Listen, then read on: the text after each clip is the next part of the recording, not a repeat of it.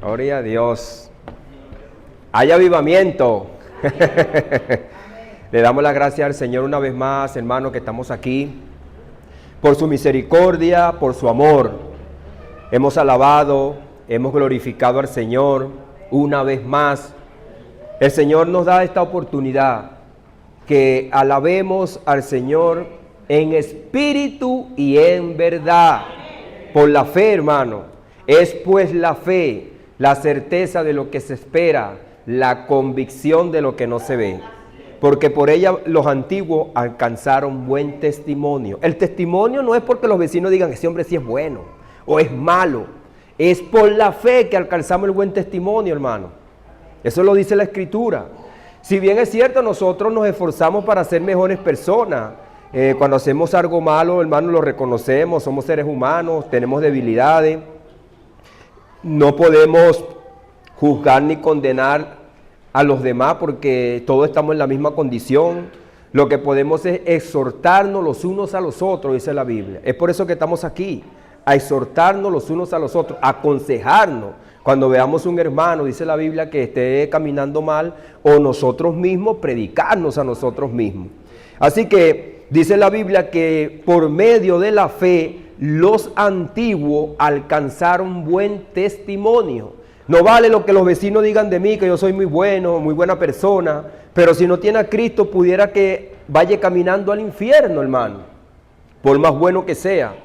Pero cuando Dios me dice y me declara justo, como estábamos hablando acá en esta serie de estudios que estamos pasando en el capítulo número 16 del Evangelio de Juan, usted se puede estar ubicando por ahí. Evangelio de Juan, capítulo número 16, verso 8, dice que el Espíritu Santo convencerá al mundo de pecado, de justicia y de juicio. Amén. Eso está escrito, hermano. Y ese es un toque relámpago cuando la persona es intervenida quirúrgicamente en el corazón. Es como un abrir y cerrar de ojos, un destello de relámpago. Cuando el Señor viene a nuestras vidas, nos convence que somos pecadores, nos convence que necesitamos ser justificados delante de Él. ¿Cómo nos justificamos delante de Él? Y nos convence también de juicio. Por cuanto nosotros mismos no nos podemos justificar, entonces quedamos expuestos al juicio de Dios.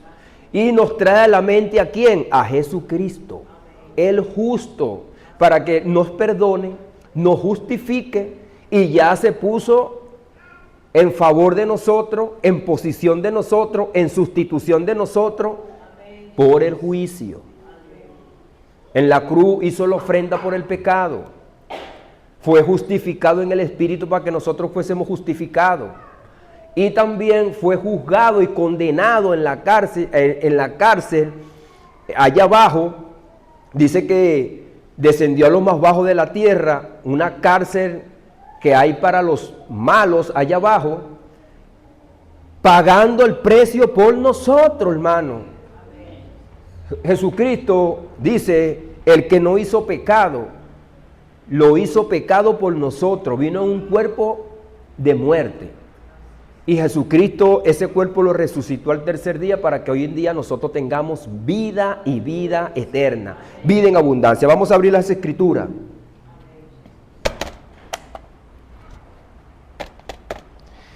Dijo nuestro Señor Jesucristo en Mateos que ellas son las que dan testimonio de mí, las Escrituras. Nosotros, hermanos, no vemos nada de lo que es espiritual. Nosotros no tenemos un relato detallado, meticuloso de cómo es el infierno, de cómo es el cielo. No tenemos un video, un estudio que hayan hecho a lo largo y ancho de la historia de cómo es el alma. Nosotros pudiéramos ir al médico y nos hacen un eco y te dicen, mira, tú comiste esto y tienes algo atravesado ahí, vamos a operarte, pero espiritualmente no lo podemos hacer. Nosotros tenemos es la Biblia, y lo que la Biblia nos declara, nos decreta, es lo que tenemos que creer. No podemos ir más allá de lo que las Escrituras dicen. Amén. A eso dice nuestro amado hermano profeta Jeremías, que lo que es revelado para los hombres Dios lo reveló y lo oculto es para Dios. Y luego se nos revelará cuando nosotros salgamos de este cuerpo. Entonces vamos a Juan capítulo número 16 y vamos a leerlo pues de ese verso también emblemático del capítulo número 16 verso 4. Esto no lo dije al principio porque yo estaba con vosotros, pero ahora voy al que me envió y ninguno de vosotros me pregunta a dónde vas. Esto lo habíamos dicho. Recuerda que en el capítulo número 14 Felipe le dice, Señor, ¿a dónde vas? ¿Cuál es el camino al Padre? Pero entonces le empieza a explicar. Y cuando llega aquí ya le dice, ustedes ya no me van a preguntar para dónde voy, para dónde vas. Antes, porque os he dicho estas cosas, tristeza ha llenado vuestro corazón. Claro, porque él dice que va a la cruz, va a la muerte. Lo que ellos no entienden es de qué manera y cómo y por qué. Después lo van a entender más adelante. Es por eso que las cosas que él les declara aquí. Pero yo os digo la verdad, os conviene que yo me vaya, porque si no me fuere, el Consolador no vendría a vosotros. Mas si me fuere, os lo enviaré. Viene con la potestad de Cristo. Cristo es quien lo envía. Esto es lo que encontramos en el capítulo número 37 del profeta Ezequiel, cuando se le da la autoridad al Espíritu para que el profeta le profetice, hijo de hombre, dile al Espíritu y dale vida a esos muertos, a esos huesos secos. O sea que quien envía al Espíritu con esa autoridad es Cristo. Todo esto lo hemos visto en los estudios que hemos estado dando los domingos, y aquellos que no pueden venir los domingos por X causa en sus vidas, ahí también está en YouTube los estudios. Dice el verso 8, que es el verso bandera que tenemos, y cuando Él venga convencerá al mundo de pecado, de justicia y de juicio. Y entonces va a dar una de las razones por la cual el Espíritu Santo hace esta obra. Dice, de pecado por cuanto no creen en mí, hablando con sus discípulos. Esto también lo habíamos dicho. Esto es un diálogo, como dicen en el argot popular, de tú a tú, quemarropa ahí, diciéndoselo en la cara a ellos. De pecado por cuanto no creen en mí. Ellos pudieran espantarse, Señor, ¿cómo que no creemos en ti si hemos visto tantos milagros? Pero en unos capítulos más adelante, Pedro niega al Señor. Los discípulos se espantan y se van, y el único que queda ahí a los pies de la cruz es Juan. Es por eso que, por cuanto no creen en mí, o sea, el hombre está imposibilitado de creer. No es solamente los discípulos, el mismo pueblo de Israel que el lunes aclamaba al Mesías como rey, el viernes gritaba, dándose golpes de pecho, que lo crucificaran. Ese es el ser humano. Luego, de justicia por cuanto voy al Padre y no me veréis más. O sea, humanamente ya no iba a ver más a Cristo, Cristo se iba. Y de juicio por cuanto el príncipe de este mundo ha sido ya juzgado. Fíjense que Satanás no va a ser juzgado. Una vez que Cristo se encarna, y es un misterio que nosotros no lo sabemos ni lo podemos ver, cuando salgamos de este cuerpo lo vamos a ver y lo vamos a entender, cómo es todo ese proceso. El príncipe de este mundo ha sido ya juzgado. Nosotros tenemos una visión del Apocalipsis donde aparece el gran juicio del trono blanco, y nos hacemos esa idea que para el final de los tiempos va a haber un juicio, que Satanás va a ser juzgado, el mundo. Pero cuando ustedes también leen Juan capítulo número 12, dice que el mundo ya ha sido juzgado. Porque Jesucristo también habla en un lenguaje eterno. Dios no está esperando nada. Nosotros somos los que estamos esperando las cosas que sucedan. Cuando usted lee el Apocalipsis dice, hecho está. Jesucristo en su forma ya en el trono, como es Él desde la eternidad, ya ves las cosas eternamente y para siempre. Como había leído nuestra hermana acá, el verso último del capítulo número 11, por los siglos de los siglos, amén. Jesucristo es eterno, hermano. y ver las cosas en la eternidad. Y dice, aún tengo muchas cosas que decirlo, pero ahora no las podréis sobrellevar. Pero cuando venga el Espíritu de verdad, Él os guiará a toda verdad, porque no hablará por su propia cuenta, sino que hablará todo lo que oyere, y os hará saber las cosas que habrán de venir. De ahí es donde vienen pues las cartas apostólicas que nosotros tenemos, las experiencias que empezaron a pasar los apóstoles y a vivir. Entonces nosotros tenemos las cartas apostólicas, las cartas de Pedro, las cartas de Pablo, las cartas de Juan, lo que el Espíritu Santo le hizo vivir a ellos por medio de la palabra. Ellos empezaron entonces a hablarla, a predicarla y a enseñarla y a vivirla. Él me glorificará, dando a entender que el Espíritu Santo lo iba a resucitar, a llevar a la gloria que estaba con el Padre. Y también, ya cuando el Espíritu está en nuestras vidas, nosotros glorificamos a Cristo, le damos gloria a Él. Y eso es lo que decía la alabanza que cantaba acá nuestra hermana y nosotros repetíamos, y damos gloria a Él. Tú eres digno por siempre y siempre. Amén. Entonces, Él me glorificará. Eso es lo que dice el apóstol Pablo en Romanos capítulo número 8. Que el mismo Espíritu que estaba en Jesús, que lo resucitó de los muertos, también glorificará vuestros cuerpos mortales. Dice, porque tomará de lo mío y os hará saber. El Espíritu Santo no está inventando una historia. No va a estar inventando su propia historia. Dice que el Espíritu Santo no hablará por su propia cuenta, sino que tomará de lo mío. O sea, no inventa un evangelio. Hay personas que dicen, el Espíritu Santo me dijo aquello, me mostró, pero no puede inventar otro evangelio. Porque el Espíritu Santo habla y convence al mundo y nos redarguye a nosotros por el evangelio. Y es por la fe en que en la palabra. Ahora, si es bien cierto, el Espíritu Santo puede que nosotros pasemos, hermano, por ciertas experiencias gloriosas y maravillosas y poderosas, y las declaramos y las decimos. Pero lo que redarguye y lo que convence es la palabra de Jesucristo. Y no hay otro evangelio. Nosotros hemos visto aquí por nuestros hermanos que explicaron lo que es el pecado y de justicia. Explicaron, pero no explicaron del juicio. De pecado ya lo habíamos visto y yo le había comentado también que este es un texto relámpago. El convencimiento que me convencerá no es algo que vaya haciendo el Espíritu Santo poco a poco, paulatinamente. Esto es algo relámpago, como le sucedió a Isaías. Cuando el Espíritu Santo nos convence, eso es lo que llama la Biblia, nos ilumina. Es como cuando tú estás en la oscuridad y te prenden una linterna. Ahí está el ladrón. Mira, ya no tiene más camino, ponte ahí, una pared ciega y te ilumina. ¡Wow! Entonces tú quedas sorprendido.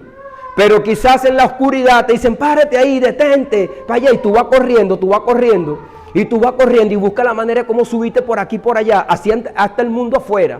Pero nosotros le gritamos, Cristo te ama, Cristo viene, arrepiéntete, hay un juicio.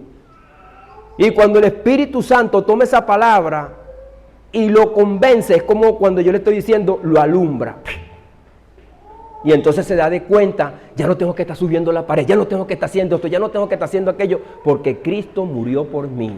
Eso es lo que hace la Biblia en el corazón del hombre que la cree y por la fe cree que Jesucristo murió por él y el Espíritu Santo. Ahora, esto hay que explicarlo, porque nosotros tenemos que darle a entender al mundo qué es el pecado, qué es la justicia y qué es el juicio.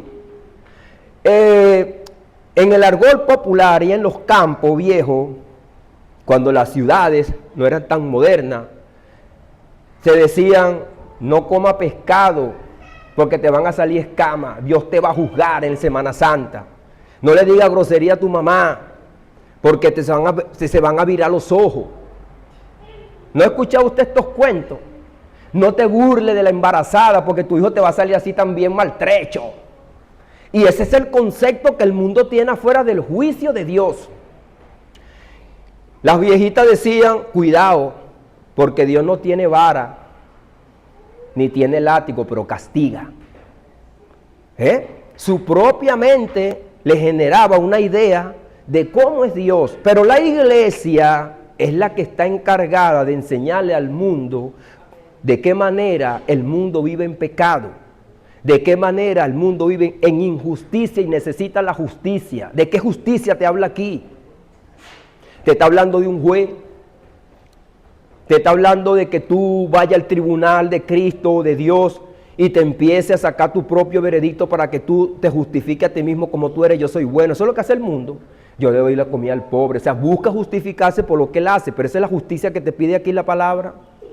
El juicio. Ese es el juicio que Dios da. Que tú te burles de una mujer embarazada, entonces tu hijo te va a salir maltrecho. O te vas a convertir en sirena porque te bañaste en la playa. Entonces nosotros como iglesia estamos encargados de darle a entender al mundo lo que es el juicio. Y es algo importante. Dice que Satanás ya ha sido juzgado. No es que va a ser juzgado. Ahora, en el entendimiento de nosotros, en el argot físico popular, nosotros entendemos de que el juicio es una persona que ya está presa, está condenada, está imposibilitada. Ya no puede hacer más nada. Pero en lo que Dios establece en su palabra y nos deja ver, Dios hace conforme a su voluntad. Mis pensamientos no son vuestros pensamientos, ni mis caminos vuestros caminos, dice el Señor. Entonces, estamos viendo esta serie, amados hermanos. La obra del Espíritu Santo en el mundo convencerá al mundo de juicio. Ahora, usted ha escuchado y ha leído en el Apocalipsis la ira del Cordero. La ira del Cordero. Usted lo ha escuchado. El juicio de Dios y la condenación eterna. Son tres pensamientos que nosotros tenemos como cristianos evangélicos. La ira del Cordero. ¿Por qué la ira del Cordero? Porque así como el mundo le pagó a Cristo en la cruz del Calvario, lo llevó a la cruz, lo juzgó, lo condenó y se burlaron de él, ay de aquel que salga de este mundo sin Cristo, porque lo que le espera es la ira del Cordero. Ahora, ¿por qué yo le doy esta palabra? Para que usted medite. En el antiguo pacto, dice que estaban en el seno de Abraham. Habían dos lugares en ese sitio. Se llamaba Seol en hebreo y en griego el Hades. El que caía allí lo dividía una cima, lo que dice Lucas capítulo número 16, el seno de Abraham. Uno eran los justos y los otros eran los atormentados. Pero hermano, de la cruz para acá hay un ambiente diferente, una condición diferente, y es que está la ira del Cordero. Lo que le hicieron a Cristo, eso no se va a quedar así. No pasó por debajo de la mesa, sino que Dios derramó la ira a todo aquel que no tenía la fe, que no había sido salvo. Y entonces, hermano, comenzó el juicio de Dios. Todos aquellos que estaban en el seno de Abraham, que no habían sido salvos, empezaron a experimentar la ira del Cordero.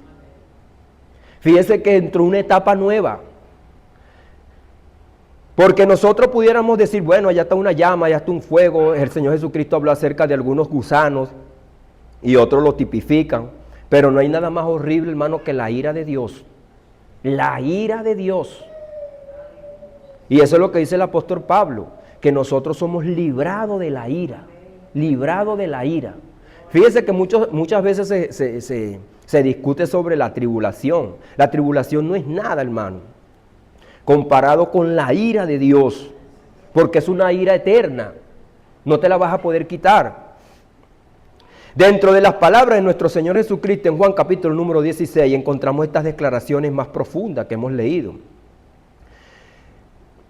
Ahora, mucho se ha hablado acerca del pecado, de la justicia, pero el juicio es uno de los temas más solemnes y menos comprendidos. Menos comprendido. Es por eso que le digo, el mundo allá afuera tiene su manera de juzgar, tiene su manera de ver un juicio. Jesucristo enseña que el Espíritu Santo entonces convence que hay un juicio divino. que la gente se burla, como en los días de Noé, pero que viene el juicio. Ese juicio ya comenzó en la derrota de Satanás y todo hombre compadecerá delante de Dios. Lo dice Hebreo. Está establecido para los hombres que mueran una sola vez y después de esto el juicio. No es que va a venir 1000 años más adelante, no. El convencimiento del Espíritu Santo no es solamente emocional o momentáneo. Porque hermano, mire, yo me acepté a Cristo en el año 93. Al 2023, ¿cuántos años son? 40 años. ¿Será que eso cambió? Fue una emoción que yo nada más sentí. Si hubiera sido una emoción, yo no estuviera aquí. Fue algo momentáneo. Llegó el Espíritu Santo a mi vida. ¿Y qué decía la gente por allá por donde yo vivía? En diciembre lo vemos otra vez tomando. Lo vemos otra vez borracho.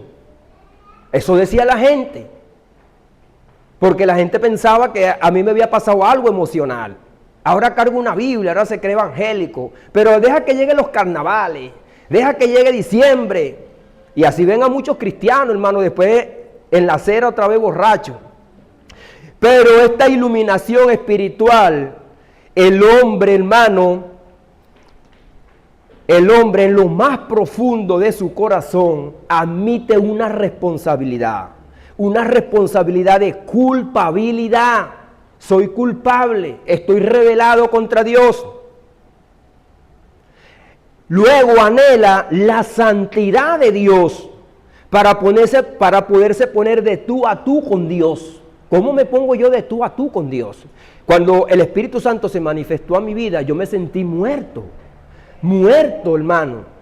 Cuando Cristo me habló, de hecho, yo no me imaginé que Cristo me estaba hablando para salvarme, sino para juzgarme, condenarme y destruirme. ¿Por qué? Porque yo le he dado muchas veces el testimonio a usted que yo perseguía a los evangélicos, le caía piedra, le cortaba los cables, me burlaba de ellos. ¿Y cómo quedaría usted si usted es una persona que toma a un niño y lo golpea, lo maltrata, le saca sangre y que venga su papá de 4 metros y se le pare así? ¿Qué pensaría usted que le va a hacer el papá? ¿Le va a besar? Yo pensé como inconverso, como mundano. Cuando Jesucristo me habla a mí, yo dije, no, se va a descobrar toda la que le ha hecho los evangélicos. Eso pensé yo, hermano, y me atemoricé. De hecho, yo salí corriendo para que una hermana cristiana, me está pasando esto, le dije yo.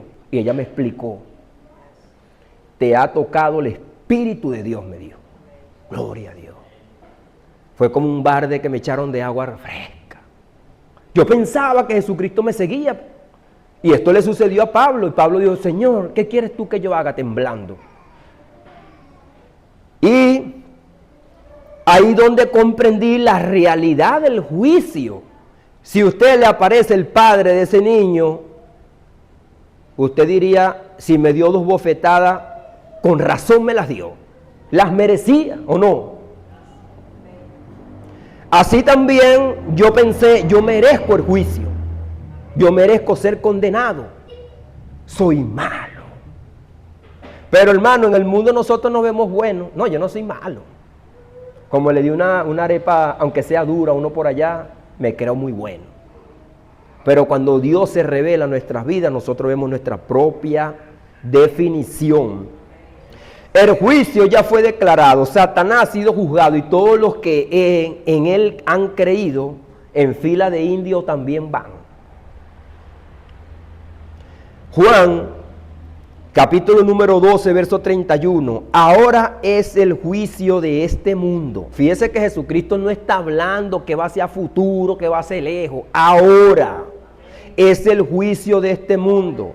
Y dice, ahora el príncipe de este mundo será echado fuera. ¿Por qué? Porque todo aquel que cree en Cristo, hermano, entonces Satanás es echado fuera. Y nosotros salimos del mundo. Y es lo que dice Apocalipsis, salid en medio de ellos, pueblo mío. Pero ¿quién te saca? ¿Quién hace el éxodo?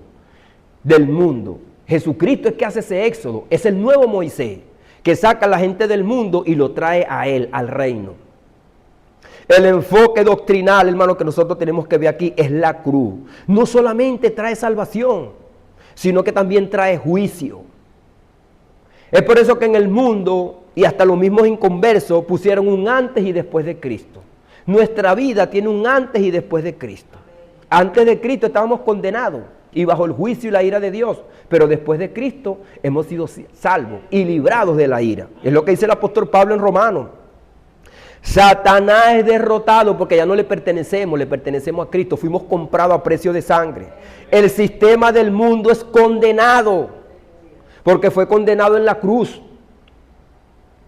Y a eso sucedió, hermano.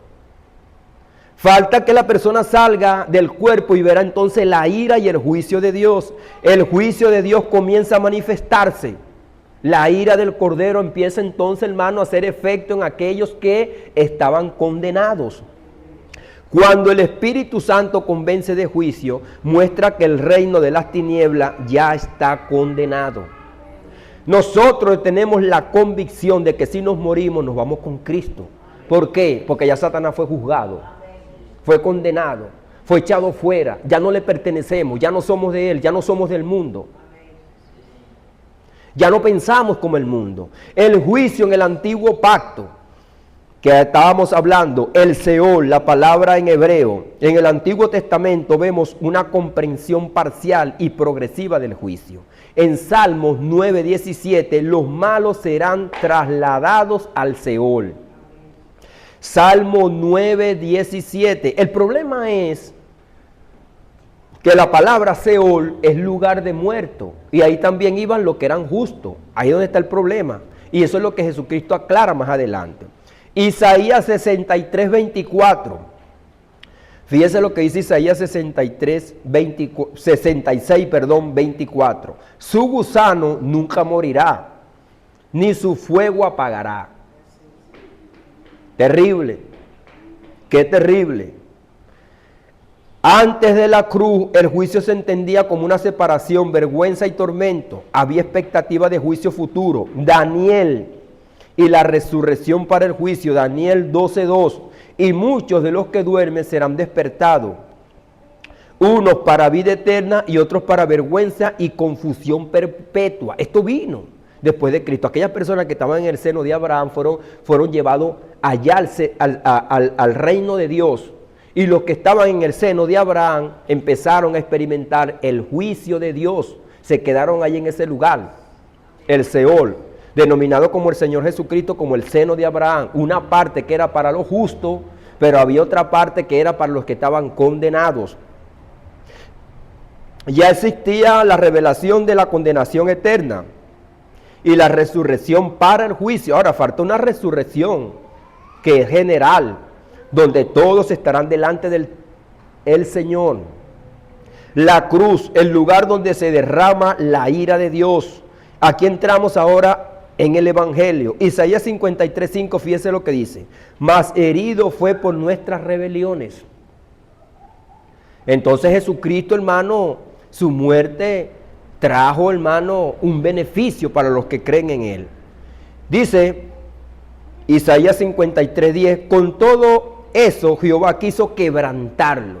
Jesucristo estaba angustiado porque iba a recibir la ira de Dios, hermano, en la cruz. Y eso no lo puede soportar ningún ser creado, ni nada en la creación. Solo un ser eterno podría recibir el juicio eterno. El juicio que merecíamos nosotros eternamente y para siempre.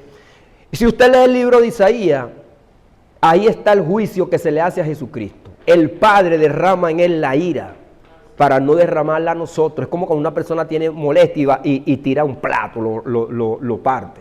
Eso Dios lo hace con Cristo. Le tiró la ira a él. Ahora, aquellos que no están en Cristo van a recibir esa ira. Cristo toma el lugar del pecador, recibe el castigo, soporta la ira divina contra el pecado. La copa de la ira, Mateo 26:39. Y eso lo dice Cristo. ¿Qué significa la copa ahí? Padre, si es posible, pasa de mí esta copa. Cuando usted va a Apocalipsis, ¿qué dice la copa? Cuando se derraman las copas. ¿Para qué se derraman? Para juicio. Ahora cuando Jesucristo dice en Mateo 26:39, Padre, pasa de mí esta copa. ¿Qué está pidiendo? Pasa de mí el juicio, la ira, el castigo por el pecado. Después dice, no se haga mi voluntad, sino la tuya. Porque para eso he venido, para recibir el juicio, la ira de Dios, para que nosotros no la llevemos. Hermano, dice el libro de Hebreos que horrenda cosa es caer en las manos del Dios vivo. La cruz no solo fue sufrimiento físico, porque eso es lo que se veía por fuera.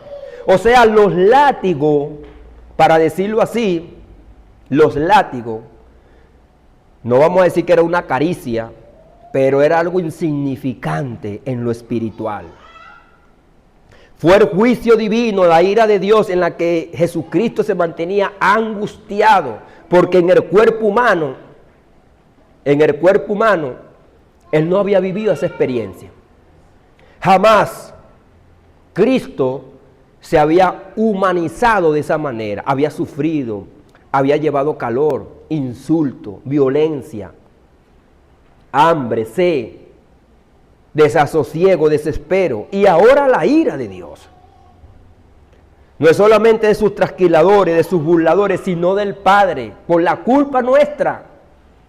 Ahora nosotros acá vemos la película en Hollywood que culpan a los fariseos, a los saduceos, a los judíos, pero la razón es por el mundo. Todos fuimos culpables. Vamos a leer Apocalipsis, capítulo número 6, verso 16.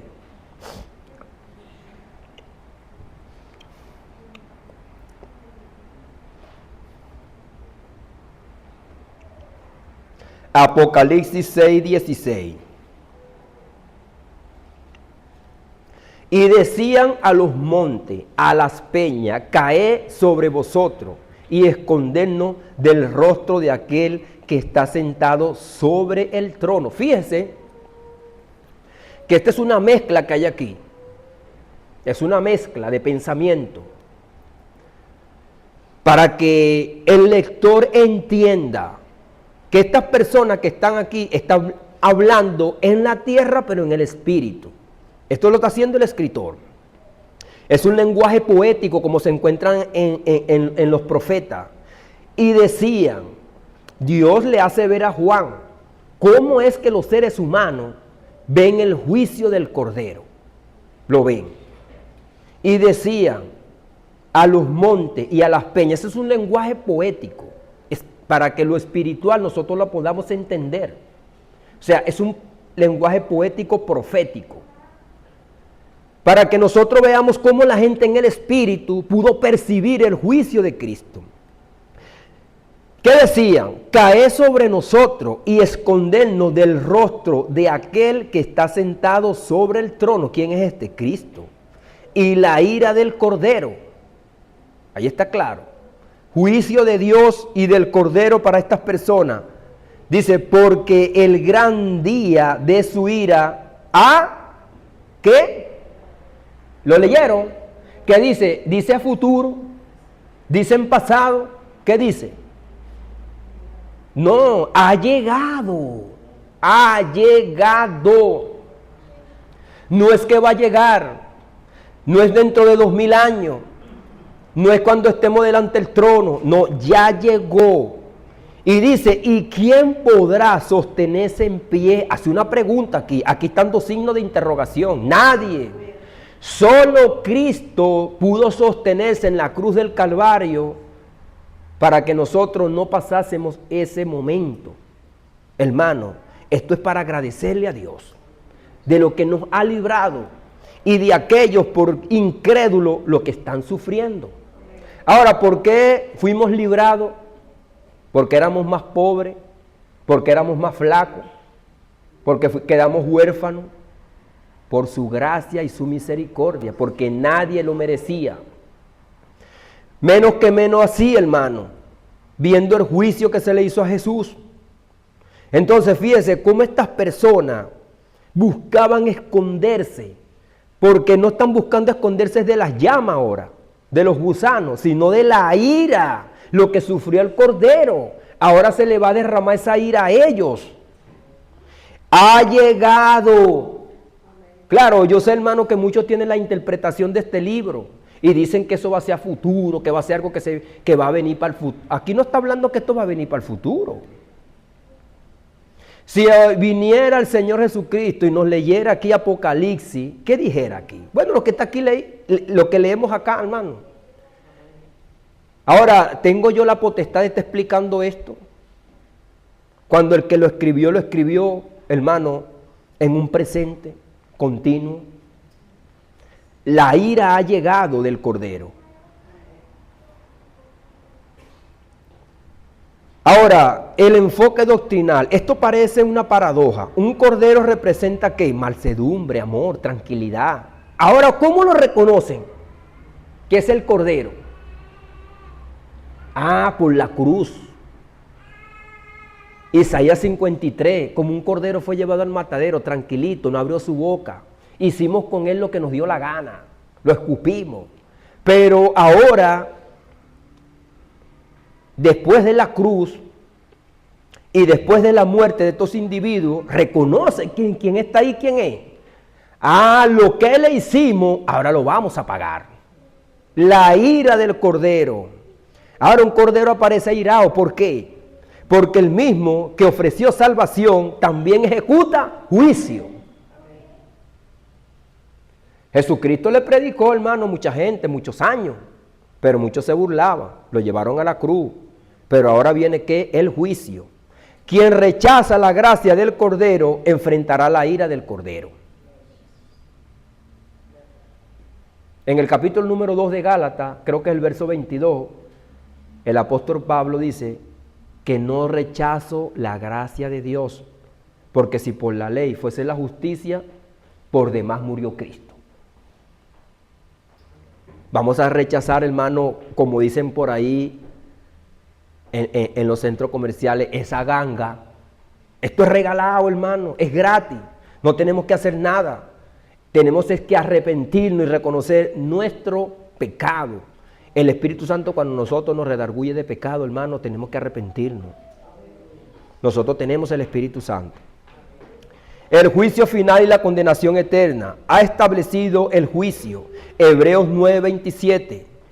Y de manera que está establecido para los hombres que mueran una sola vez y después de esto el juicio. En el capítulo número 14 de los Hechos, dice el apóstol, creo que es en el 17 de los Hechos, cuando está hablando con los griegos, el apóstol Pablo dice, porque he establecido un día en el cual juzgará a los hombres. Ahora, el día del Señor lo hemos explicado muchas veces. Cuando esa persona se muere, cualquier persona va a enfrentar el día del Señor, el día del juicio. Porque dice Hebreo, y de la manera que esté establecido para los hombres, que mueran una sola vez, por eso que está dando esa idea. Y después de esto, el juicio. Asimismo, como mueren una sola vez, asimismo le vendrá el juicio. No hay dos juicios. El justo juicio de Dios, Romanos capítulo número 2, verso 5. Atesoras para ti mismo ira para el día de la ira y de la revelación del justo juicio de Dios. Aunque va a haber un juicio completamente a todos los hombres, ya están experimentando el juicio. Es inevitable, es lo que dice Apocalipsis 6:16, es inevitable. ¿Quién se esconderá? Ahora, aparte de que el juicio es inevitable, nadie puede esconderse. Eso es lo que también da la idea en Apocalipsis. ¿A dónde te vas a esconder? Te va a decir a las peñas que te vengan. Es espiritual. Es espiritual. Tú aquí te puedes esconder. ¿Me entiendes? Tú aquí puedes pagar un abogado. Puedes pagar un juez. Puedes comprar la justicia humana. Pero cuando te mueras, te vas a decir a las peñas, escóndeme. Ya tú no estás en el mundo físico, estás en el mundo espiritual. Y Dios te va a decir, ven acá, pajarito, que tú eres mío ahora. Dice Dios que Él se reirá de ello. Ahora, aparte de que es inevitable, es justo.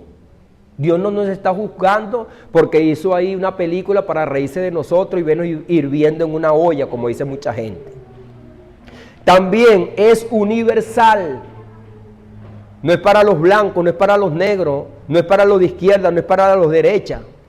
Es para todos. Así que la salvación también es para todo aquel que cree. El Espíritu Santo convence al hombre porque el juicio no es una posibilidad, es una certeza. Es una certeza. Así, hermano, como la muerte no es el 0,0,1, no es. Usted no vaya afuera y busca a la gente de 1700, ¿dónde están? Quedó uno. De 1600, hay uno por allá. La muerte es el 100%. Nadie queda vivo. No se pueden escapar. Así también es el juicio. Como los cementerios son reales y es una realidad, el juicio también es real y va a ser una realidad. Así que nosotros debemos estar alegres, pero muchos también a veces nos aterramos, hermano, porque cuando se habla de esto, wow, hay temor. Pero ¿qué dice Juan en su primera epístola? El verdadero amor echa fuera el temor. Cuando nosotros vemos que Dios nos abrazó, nos acogió, y dice en Romanos, si Dios es pues por nosotros, ¿quién contra nosotros? Y después dice más abajo, por si acaso, Cristo es el que murió, pero que también resucitó. Amén. Gloria a Dios, hermano. Se tiene que llenarnos de gozo y de alegría. Porque muchas personas me podrán acusar, pero Dios es por mí. ¿Quién contra mí? Y cuando salga de este cuerpo, Cristo es el que murió. Cuando tú te llegues delante del Señor, dice Juan, tú tienes un abogado, cuidado. No vas a llegar así como otros, no. Cuando el Padre te vea, mosca, aquí está el abogado. ¿Qué va a presentar Cristo? ¿Cuáles son los papeles? Las llagas. Aquí está. Yo morí por él. Fue justificado. Y entonces el Padre te llamará hijo mío. En esa realidad, hermano. Lo estamos viviendo ahorita, pero lo vamos a experimentar en la realidad espiritual. Vamos a ponernos de pie, hermano. Por eso que nosotros estamos aquí cantando y alabando, hermano. No ha sido gratis, fue a precio de sangre. Jesucristo dijo, el que pierda su vida por causa de mí la hallará. Nosotros estamos perdiendo nuestra vida porque estuviéramos viendo Netflix, estuviéramos por allá gozando otras cosas. Hemos dejado lo más importante porque Jesucristo es el más importante. Padre, en el nombre de Jesús, Señor, te alabamos, te adoramos, te damos gloria, te damos honra, Padre amado. Señor, tu palabra es la que penetra en lo más profundo de nuestro corazón. No para impresionarnos, Señor mi Dios amado, ni traer solamente un emocionalismo, sino para convencernos de una gran verdad. Darnos una convicción, como lo dice tu palabra en hebreo, que nosotros ahora tenemos la fe, tenemos la certeza, la seguridad, la realidad. De lo que no vemos, lo creemos hoy en día como una verdad porque tú nos lo dices, Señor. No necesitamos muchos detalles, no necesitamos un video, no necesitamos un relato largo, lo que necesitamos es creer en ti y darte las gracias, Señor mi Dios amado, porque tú nos has librado de la ira de Dios. Por eso te damos las gracias, Señor, agradecidos que tú, a pesar, Señor, de nuestra maldad, de nuestro pecado, moriste por nosotros, como lo dice Romanos capítulo número 5, que aún siendo pecadores, Cristo murió por nosotros para librarnos de nuestros pecados, de nuestras maldades. Señor, por eso te damos las gracias, Señor mi Dios amado. Confiados en ti, creyendo que tú nos has llenado del Espíritu, Padre amado. Nos has llenado de tu poder, de tu gracia, de tu amor, de tu misericordia. Pero para que también oremos, clamemos por aquellos que están muertos en delitos y pecados. Que le espera la ira. Es por eso que tenemos que tener un constante, Señor mi Dios amado, un constante y ardiente amor por aquellos que están perdidos, Padre amado. Orar por ellos, Señor, aunque no sean nuestros familiares, sino tu palabra dice que da de gracia lo que de gracia hemos recibido, Señor. Lo hemos recibido por gracia, Padre amado. Por eso te damos las gracias. Tenemos la oportunidad de hablar contigo, Señor. Tu palabra dice que tú estás aquí en medio nuestro, Señor. Que tú te gozas y que tú estarías dentro de los hermanos como el hermano mayor. Porque tú también te hiciste uno como nosotros, parte de nosotros, para darnos nosotros, Señor, mi Dios amado, esa idea del matrimonio, carne de mi carne, hueso de mis huesos. Y ahora somos tu iglesia, somos tu pueblo, somos tu templo, Padre amado. Por eso te damos las gracias, Padre, en el poderoso nombre de Jesús. Amén y amén. Dios les bendiga, mis hermanos.